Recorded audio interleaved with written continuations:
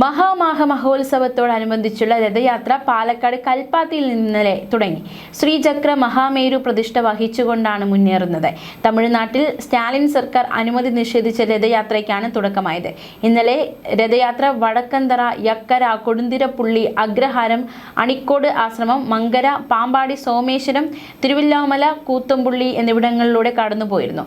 അവസാന ദിനമായ ഇന്ന് ശ്രീ ചിന്നക്കത്തൂർ, വാണിയംകുളം, കുളപ്പുള്ളി, പരക്കുട്ടിക്കാവ്, പട്ടാമ്പി, തൃത്താല, കുട്ടിപ്പുറം എന്നീ പ്രദേശങ്ങൾ വഴിയാണ് രഥയാത്ര തിരുനാവായയിൽ എത്തിച്ചേരുക.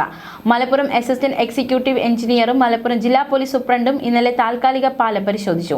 പരിശോധനാ റിപ്പോർട്ട് ബഹുമാനപ്പെട്ട ഹൈക്കോടതിയിൽ സമർപ്പിക്കും. പരിശോധനയ്ക്കിടെ പാലത്തിന്റെ സുരക്ഷയും ദൃഢതയും കൂടുതൽ ശക്തിപ്പെടുത്തുന്നതിനായി ആവശ്യമായ സാങ്കേതിക നിർദ്ദേശങ്ങൾ അസിസ്റ്റന്റ് എക്സിക്യൂട്ടീവ് എഞ്ചിനീയർ സംഘാടകർക്ക് കൈമാറി. പിന്നാലെ മഹാമഹോത്സവത്തിനോടനുബന്ധിച്ച് ഭക്തിസാന്ദ്രമായി നാവാമുകുന്ദ ക്ഷേത്രവും പരിസരവും ഭാരതപ്പുഴയിലൂടെ നിർമ്മിച്ച താൽക്കാലിക പാലം തുറന്നുകൊടുത്തതോടെ മഹാമഹോത്സവത്തിന്റെ ഭാഗമായുള്ള നിള ആരതി കാണാൻ ഭക്തജന തിരക്ക് വർദ്ധിച്ചു. ഇന്ന് ചതുർത്ഥി തിഥി, ചതയം നക്ഷത്രം. മഹോത്സവത്തോടനുബന്ധിച്ച് നടക്കുന്ന ഇന്നത്തെ പൂജകൾ രാവിലെ 6 മണി മുതൽ ആരംഭിച്ചു.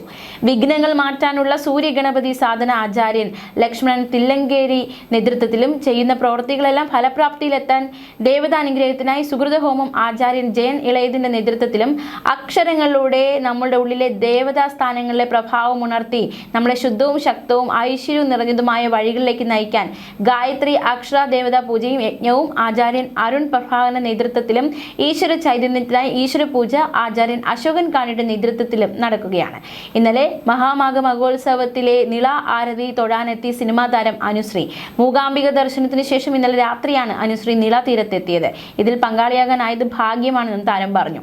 മുൻപ് ടിവിയിൽ മാത്രമാണ് ആരതി കണ്ടത്. എത്രത്തോളം ആളുകൾക്ക് ഇങ്ങനെ ഒരു അവസരം കിട്ടുമെന്ന് അറിയില്ല.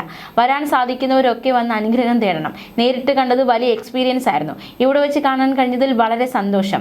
കുംഭമേളയ്ക്ക് പോകാൻ കഴിഞ്ഞില്ല, അത് തന്നെ ഇവിടെ കാണാൻ കഴിഞ്ഞത് ഭാഗ്യമായി കരുതുന്നു എന്നും അനുശ്രീ പറഞ്ഞു. കാശി പുരോഹിതന്മാരുടെ നേതൃത്വത്തിലാണ് നിള ആരതി ചടങ്ങുകൾ നടക്കുന്നത്. ശാശ്വമേധ ഘട്ടിലെ 7 പണ്ഡിതന്മാരാണ് ആരതിയുടെ ഭാഗമാകുന്നത്. കുംഭമേള, കേരളത്തിന്റെ കുംഭമേള തിരുനാവായയിൽ മാഘ മഹോത്സവം നടക്കുകയാണ്. അപ്പം അതിന്റെ ആരതിയുടെ കൂടെ ഭാഗമായിരിക്കും. എങ്ങനെയാണ് കാണുന്നത് ഈ ഒരു ദിവസത്തെ?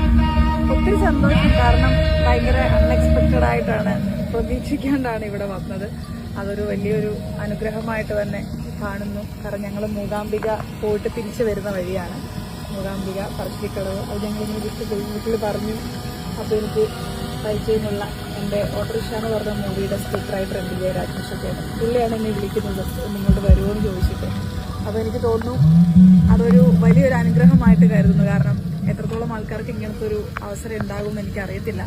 അപ്പോൾ അതുകൊണ്ട് വലിയൊരു അനുഗ്രഹം, ഒരു പുതിയൊരു എക്സ്പീരിയൻസ് ആയിരുന്നു. കാരണം ഞാനൊക്കെ ഇത് ടിവിയിൽ കണ്ടിട്ടേ ഉള്ളൂ ഇങ്ങനത്തെ ആരതിയൊക്കെ.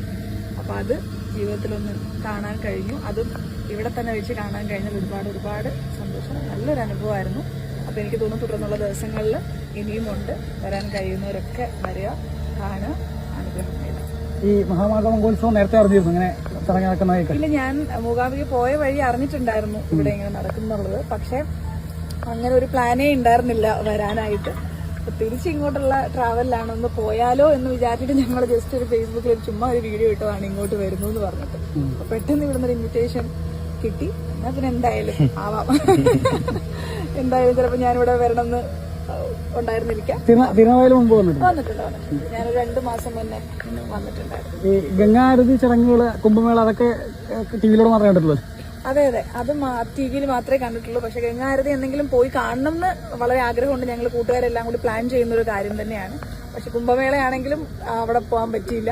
ഇനിയിപ്പോൾ നമ്മുടെ ലൈഫ് സ്പാനിൽ അത് ഉണ്ടാകുമോന്നും അറിയില്ല. അപ്പൊ അതിന്റെ അത് തന്നെ ഇവിടെ കാണാൻ കഴിഞ്ഞാൽ ഒത്തിരി സന്തോഷം. Thank you.